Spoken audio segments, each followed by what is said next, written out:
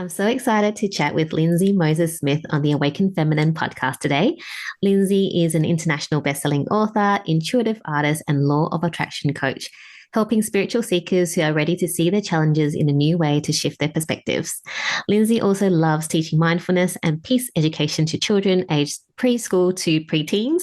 A former teacher at a triple-accredited school in the San Francisco Bay Area, she blends her Montessori training with spiritual concepts to help children and parents tune into their own intuition for joy and guidance. I think I need that in my life right now with my children. Don't we all? And I know she has so much love and wisdom to share with us. She's joining me from Northern California, USA. Welcome to the show, Linsey. Thank you, 𝐿𝐸𝐲𝐬𝐞𝐲. I am so excited to be here. Thank you for having me. I'm so excited for our conversation because we are free flowing, and that's one of my favorite ways to do the podcast. Yay, so awesome. Don't know where we're going to go. But before we dive into the conversation, this question I always love to ask my guests, it's necessary.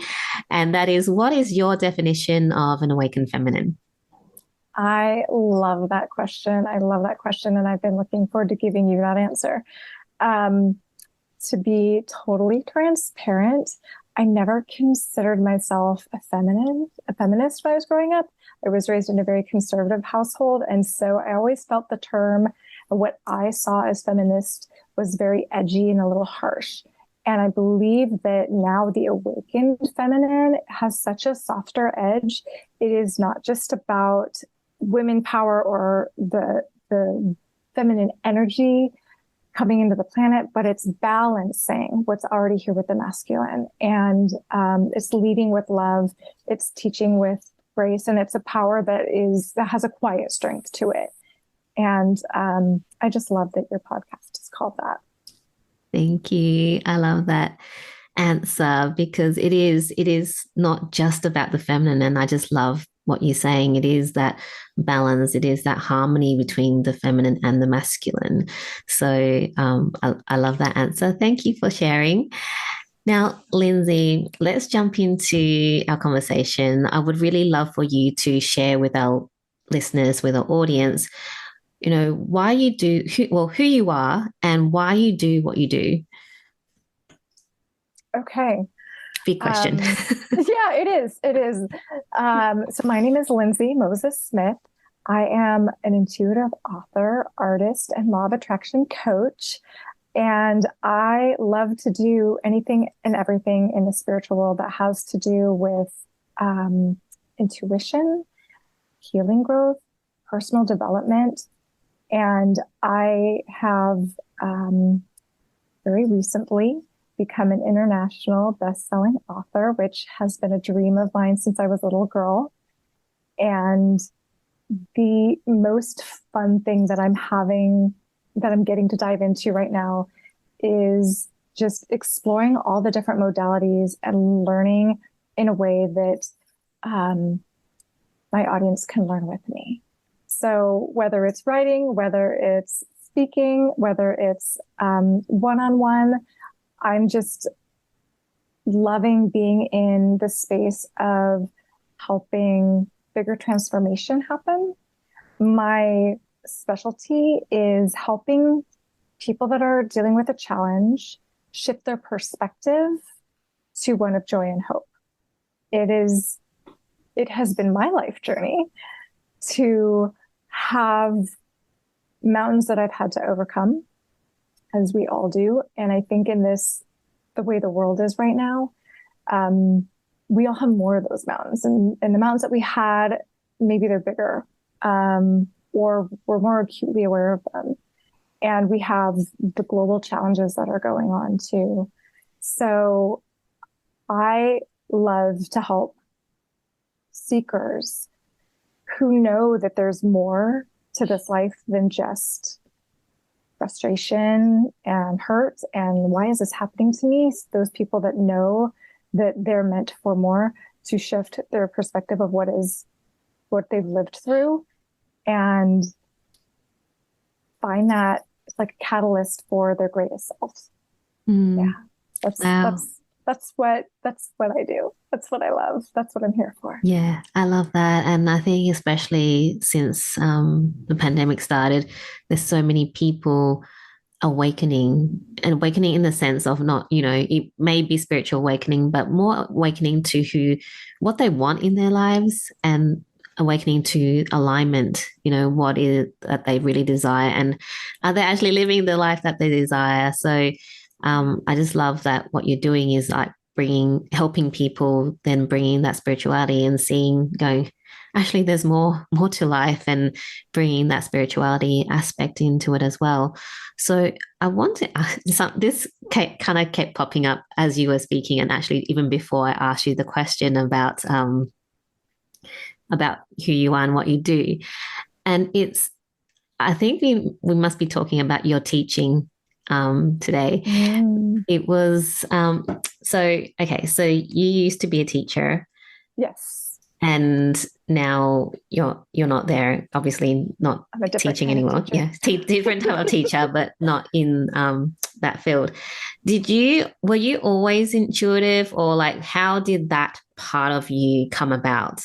Like the spiritual part of you? Yeah. How did that awaken? What did that look like?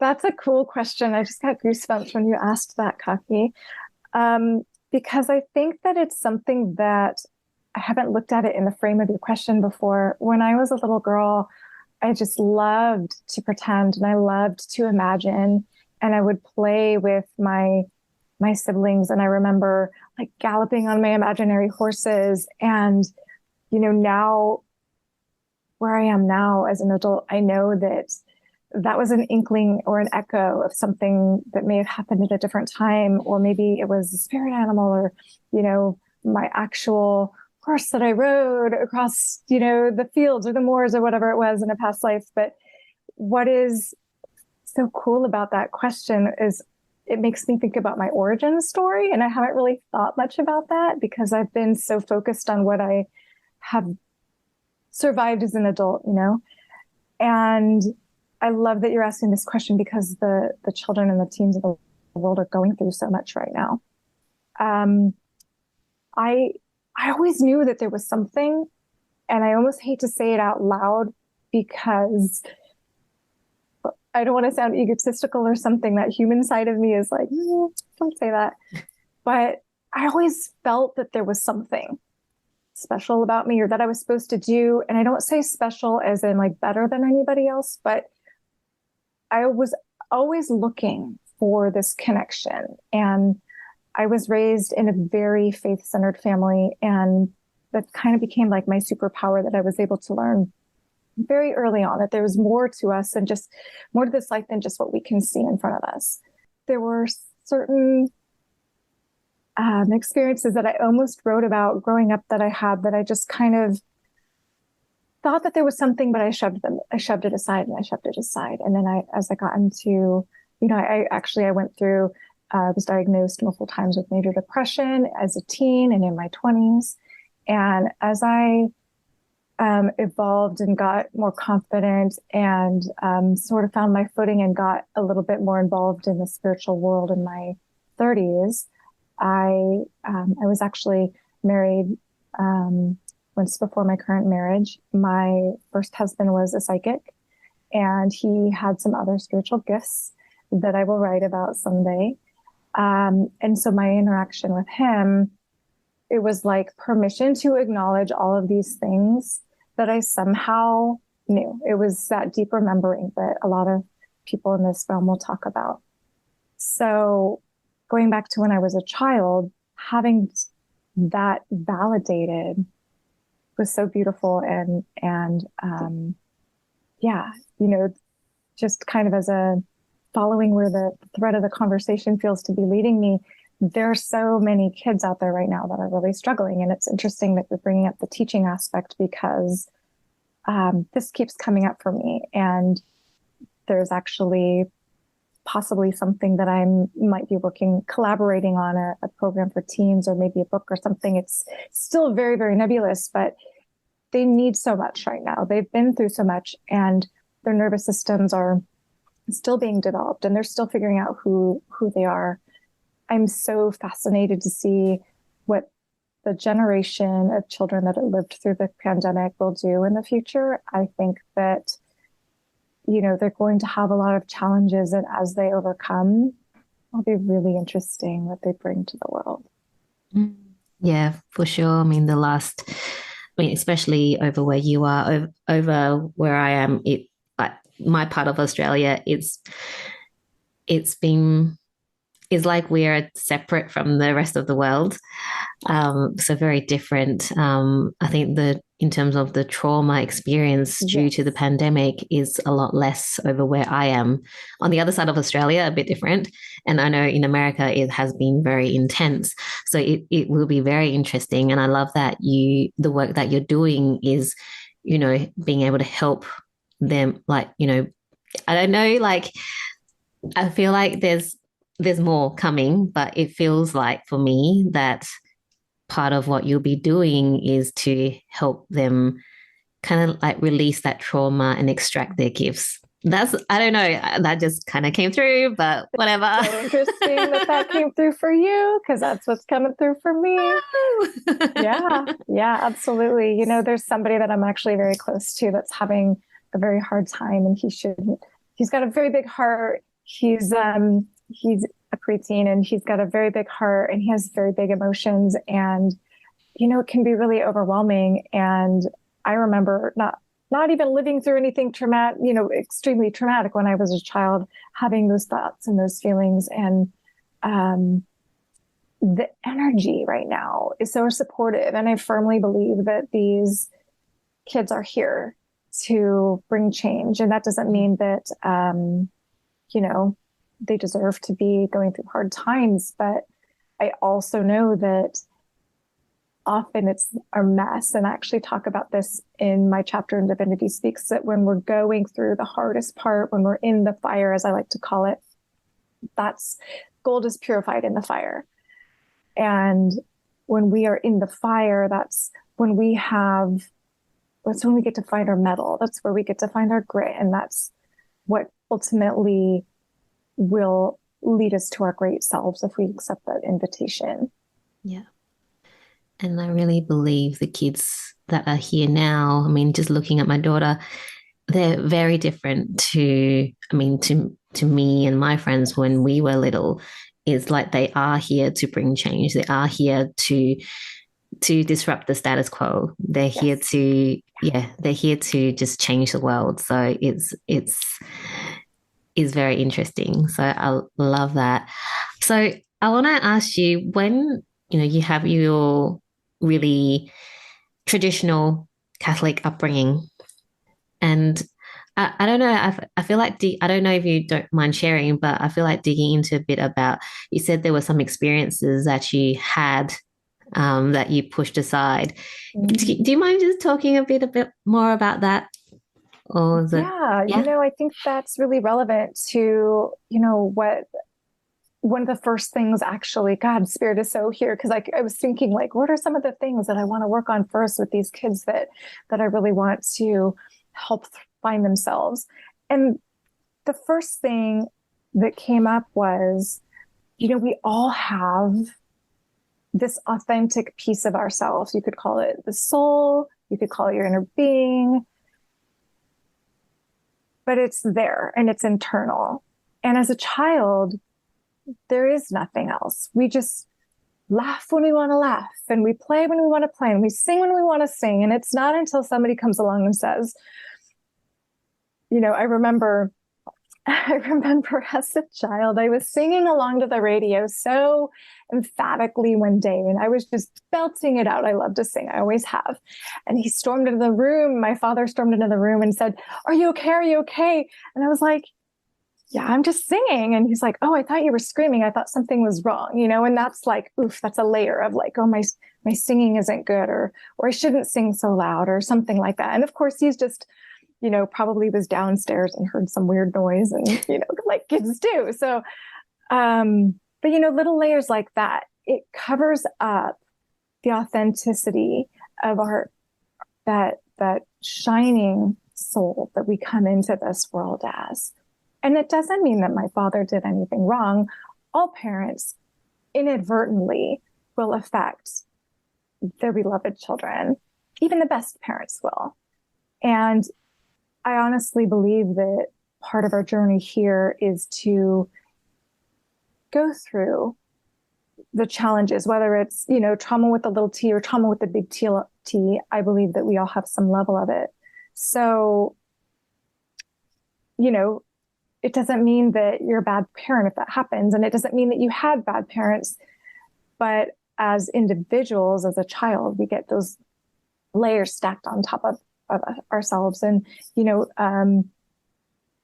hard times in high school, or somebody said something unkind, or maybe it was just really, your family. Like, for another example I could use personally is, as I learned that I was having a depression, I had a really hard time getting to school. And so I was late a lot to school. And it's something that brought me a lot of shame. And I ended up moving to a different school instead of graduating normally, which still I can feel like that shame that wants to come up when I say it out loud. But what is so beautiful that I learned recently as I'm a little bit obsessed with human design. I'm still learning quite a lot about it. It's so deep, but I have an open root center. And I just recently learned that means that I don't have a regular energy to sustain certain things from my root. And that can show up as being late a lot. Well, hey, so, these layers get put on top of us, and we start to listen to our parents, and we start to listen to society, and we start to listen to, maybe it's the beauty magazines, or what we think we're supposed to do. You have to follow this. You have to go to college, buy a house, get married, have kids on this timeline, or you're not succeeding, or you're not gonna, be a great contributing member of society. You're not going to be happy. And my real discovery of my intuition came through fluffing away all those voices and finding the voice inside of me that was the true version of me, what makes me truly happy. And once I could tap into that, that's where my intuition lit up. And that's where I still know that, like, yeah, I could feel it in my body. I can feel it in my gut. In your Sometimes butt. I dance there. But it's just, that was my biggest gift, was learning how to follow my intuition. And it's been the small, still voice inside of me, that little Linsey, I call her. And so that's what I hope to, bring to the kids that need it the most. Follow that voice that's yours. It's okay if you've got other people putting voices on top of yours, but never lose that small, still voice that is you. Yeah. That's valuable. And that's why we all came. That's beautiful. So important, learning to trust and listen to your intuition, because that's the voice we always tend to just kind of snuff out. Yeah. Can you share with us how you got rid of all the layers and the voices to actually be able to listen to your intuition, to your little Linsey, Yeah. Thank you for asking. First of all, I want to clarify that those voices are still there. I don't know if they ever really go away. And it's important to know that, because that's still part of the healing, right? As they resurface, you just say, oh, that's not my voice. And I guess let me back up. I think the little moments where we don't listen to that voice and then we wish we did, those are like the little magic nuggets. If you feel like what's a simple example? A simple example might be, okay, should I have a salad or should I have a burger? Well, I feel like that's a silly example. I don't know. Maybe something simple where you were really in the mood for a salad, but then somebody said, "Oh no, get the burger. It's really good." And then later on, maybe you had a little bit of indigestion, or you had something, your ketchup spilled on your shirt or something like that wouldn't have happened if you had this salad. Yeah. And you go, "Oh, I knew I should have had the salad, or I knew I should have worn the other shirt, or I knew I should have set my alarm for that other time." when you can feel those moments where I knew I should have, then start paying attention to that voice that told you that. And then as you go through your day, whether it's a little thing or a big thing, you'll start noticing that certain parts of you light up. And it wasn't until I had somebody ask me, when I feel really good, what part of me in my body do I feel it?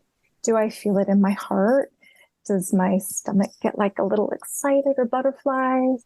And everybody has it where they feel it differently when something is going really well or they get really excited. Something feels like a yes. I call it that full body yes. Mm. And if you can start to find in your body where those little yeses are, then you'll start to tap into them.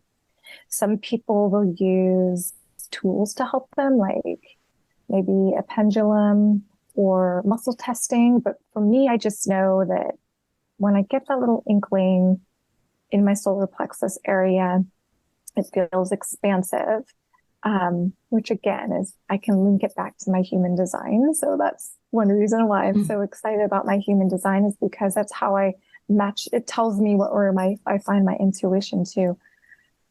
It's easy to then say, well, if I should wear makeup today, or if I should, work out a little extra because I have something coming up and I want to look nice, but I don't feel that full body yes. I'm feeling maybe more constricted, or my stomach feels like there's a knot in it or something like that. Pay attention to how does your body feel when you have these voices going through. And over time, you'll notice a trend. I don't feel good when I have that thought. Or maybe that thought isn't really my thought. Maybe that's something that my mom wants me to do. Or maybe that's something that my teachers are telling me I need to go, on this life path, or be this when I grow up. But I don't want to be a doctor. I want to be an artist, or whatever it is. Pay attention to how you feel in your body when you're having these different thoughts, when you're having the argument in your mind. And start to trust that. See what happens when you pay attention. See what happens when you don't. And then start practicing listening for it, and just say yes a little bit more. And then say yes again, and maybe even journal it out. Today I knew that I should have done this, and I listened to my mom. And gotta listen to your mom. Moms know best. But sometimes we have to listen to ourselves. And just, if we find what our own true voice is, then we can speak about it. And maybe it just is having a conversation with a parent or a loved one. I still do this with my spouse. Honey, I know that you're suggesting this, but I'm really feeling like this is where I'm leaning. And then, there's a conversation, and it's co-creation at that point. So it just takes practice. And when we fail, when we mess up, don't beat yourself up, because that's where you get to learn. That's the exciting moment. Those are your keys. Yeah. Thank you. That's actually a really good explanation. And the example actually was great, because it makes so much sense, because we do that, like just simple things like a burger or a salad. And then you're like, I should have had that. Then now I wouldn't be so bloated, right? And there's all these little things that you think are trivial or not important, but they're the little things that are teaching you to listen. So I just love the way that you explained it. It's easy to understand, and it makes people realize, like, oh, okay, is that basically what intuition is? Because I think a lot of times people think, oh, you're intuitive, it means that, you can see the future or something. Yeah. And of course, there are people that probably can do that. But at the same time, we are all intuitive. It's just that we have chosen not to listen to that intuitive voice that is within us. So, yeah, that was a beautiful way to explain it. And also to remind people that, like you say, those voices or the layers that get put upon us, they're always still going to be there, and there might be even more healing that comes up as time passes. But it's then, as you're learning and growing, you have more tools to deal with it as well. So even if they come up, you're like, no, Like just exactly Yeah, what you're saying. Yeah. exactly. Exactly. It's okay if they're still there because, part of it in the healing space in this industry, the healing spiritual world, we hear a lot about ego, and a lot of people want to say that the ego is bad, but it really is just part of our brain, part of our humanness designed to keep us safe. And if we know that it's designed to keep us safe, then we can step beyond it and say, there you are, ego. I know you're just trying to keep me safe, but it's okay. I don't have to worry about a bear coming out of the bushes to eat me because we're civilized now. And I can just, know that I can do something that maybe is a little out of my comfort zone and, eat the salad if it's something simple, or try the new thing if it's something a little more bold. Write the chapter, start the business, take the adventure, whatever it is. And, you can drop the fear of failure at that point if you're trusting that voice, because if you make a mistake, it is just another way to learn more about finding that voice inside you. Love that. Okay, when you said write the chapter, it sparked something. So I'm going to ask you Okay. Yes. about that. And you were saying at the beginning that being an international bestselling author was something that you've wanted since you were a little girl. And so I want to ask you about your journey of becoming an international bestselling author, having myself, been on that journey as well. I remember all the doubts, all the like questions, all the like, what happened as I was going through the journey. So I love to know like what your journey was like and why you decided to share your story in a book. Well, it's, I love this story because it started, like I said, when I was very little. I remember learning about, I loved books. My mom would read to me as a kid. And I think many of us had the experience where we would just say, read it again, mom, and read that, my favorite little kid book again.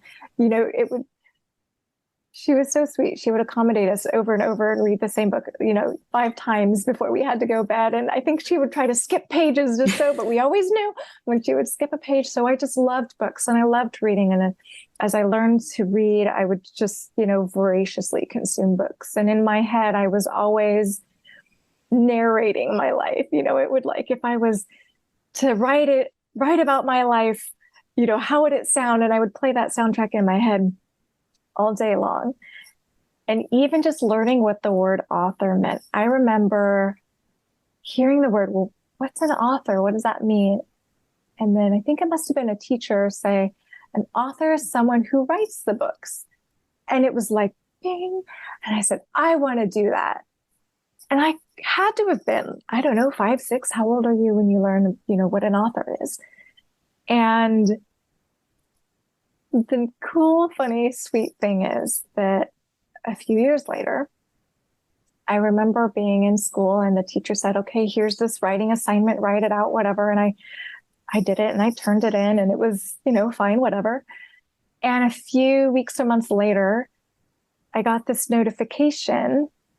I don't know if they told me first to my parents, but it was some sort of entry into a book competition for the school district. And they had taken writing samples that qualified for all the different age groups and they compiled them into this book. And so when I was actually 8 years old, I was a published author. I had to go on stage and get the award that I was in the book, and I still have it. It's called Diablo Bruises.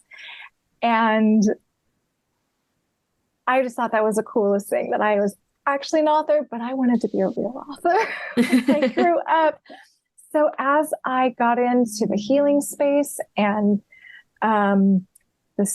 the space where I started working with coaches, I actually had some really hard things that I went through a few years ago. And I found this healing center near my house, kind of a crystal store. And I started working with some of the women there. And during the pandemic, I reconnected with one of them and Her name is Brandy Knight, and she's actually part of the Exalted Publishing House community. And we were talking one day and she said, I'm doing a book. I'm so excited. It's this great project. It's called Legacy Speech. And I thought, that is the coolest, but I could never do that. Maybe someday, 20 years in the future, I'll do something like that too. And then, Lineage Speaks happened. And I thought, oh, that's really neat. I don't have kids. Maybe, whatever. And then Divinity Speaks came along and Brandy said, hey, Linsey, I think this one's for you. You should throw your hat in the ring. And so I did. And Bridget graciously accepted me. And it has been and that was just earlier this year. It has been the most whirlwind ride that I have had. Yeah. As soon as I heard the title Divinity Speaks, I was like, she's right. It just lit me up inside. And you'll hear a lot of the Divinity Speaks authors say that. There's just something so aligned about it. I knew it was a yes. And I knew I crossed my fingers that I would be, good enough. I had a lot of those voices come up. And once I signed up and said, yes, I'm going to do this, and Bridget invited me in. For anybody that doesn't know, Bridget is the publisher. She just has this phenomenal co-authored platform, and Divinity Speaks is the third in the trilogy. And once I decided to go for it, I knew what I wanted to do. I knew what I wanted to write about. It was the book that had kind of like been playing in my head the last few years. And I sat down to write it. It didn't want to come out. So I thought, okay, I need to change the way I'm starting the story. And no, that didn't work either. And, this isn't going well. And so the thing that wanted to come out was this thing that had just happened. And the thing that had just happened was I had just gotten a dog. And I thought, I can't write about this thing that's just happening. It's too new. It's too raw. I haven't processed it yet. I haven't learned all I can learn from it. I can't write on this. I can't teach on this. And guess what? I realized that was one of those voices. It was the not good enough voice. So I just knew, okay, when you're in flow, when you're tapped into your intuition, things are easy. And that was the story that wanted to come out. The story of how I got my dog Ranger and how it was an upgrade in my intuition. Because like we spoke about earlier, 𝐋𝐢𝐧𝐬𝐞𝐲, the way I got in tune with my intuition was by not listening to it and then taking those listens. But I don't want to go tell too much because I love the story of the chapter, but I want to give like some nuggets and some hints. I heard a voice. We found this dog on the side of the road, and I heard a voice that said, this is my dog. And so I jumped into it, and long story short, we got the dog, but it was a rough ride because I trusted the voice that I heard and I didn't integrate it.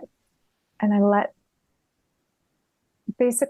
fear drive the decisions instead of saying, whoa, slow down. Let's see, how can we work in the real world? Let's bring some divine timing in. Let's get in alignment. Let's make sure that the choices I'm making are feeling good. And so it was a really rough ride. And so my chapter is about how that all came together. But the point that I guess I want to make as far as the author journey is that I didn't end up writing about what I thought I was going to write about. Again, it was trusting the intuition. And it's just been so fun. It's been so fun. Yeah, and congratulations for fulfilling your childhood dream of becoming an international bestselling author. I mean, it is phenomenal, and it's, beautiful that you got to do that and you made it come true, and the universe just made it all align, and it just, it's all meant to be. And I have a similar experience with writing my chapter in Prosperity Codes, also with Bridget in Exalted Publishing House. And I was thinking I'll be writing a certain story, and I wrote something completely different, very raw, still healing Like, why are we doing this? But you just know that that is the Right. story that had to come out. So Yeah. you just listen and write it. Right. But I'm very excited about, I want to read your chapter now. I haven't actually read it yet, so I need to go back and read it. That's very interesting. So was that voice yours or was it something else? So, it's interesting because there are times where it's not the first time I've heard a voice, and I do love channeling and I'd like to get better at it. But usually, either I don't know at all who or what is coming through, or have a very clear sense. But this is a little bit different. I do believe that it was my inner being, but there also is something a little bit foreign, so to speak, I guess is a good way to put it. Part of me is wondering, like, did somebody own this dog and then they passed away and that's how this dog came to be? So it was both, somebody someone beyond the veil along with me, but it was, the words were, it was my dog. Mm. I've just never received a message from myself like that before. So Yeah. I kind of just love the mystery about it. I don't try to figure it out too much. And I think that that is one of my guiding philosophies for navigating the whole spirit journey, is that it's okay for us to not know it all. And Yeah. that's part of the excitement, is to figure it out and learn more as we go along. Yeah.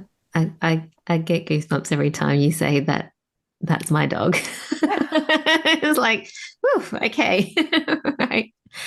Yeah. Thank you for sharing your journey. Because I think, I just love that you fulfilled your childhood dream and just the journey that you went on as you said yes to becoming part of the book. And, you want to write all these stories, but then at the end, it was something that was completely not what you expected to write. And the thing is, it's perfect, is always perfect, and is always what is meant to come out, just like our conversation today. Yes. Like, right? Yeah. Absolutely. Yeah. Absolutely. And what's interesting about that piece of it, 𝐻𝐸𝐧𝐬𝐞𝐲, is that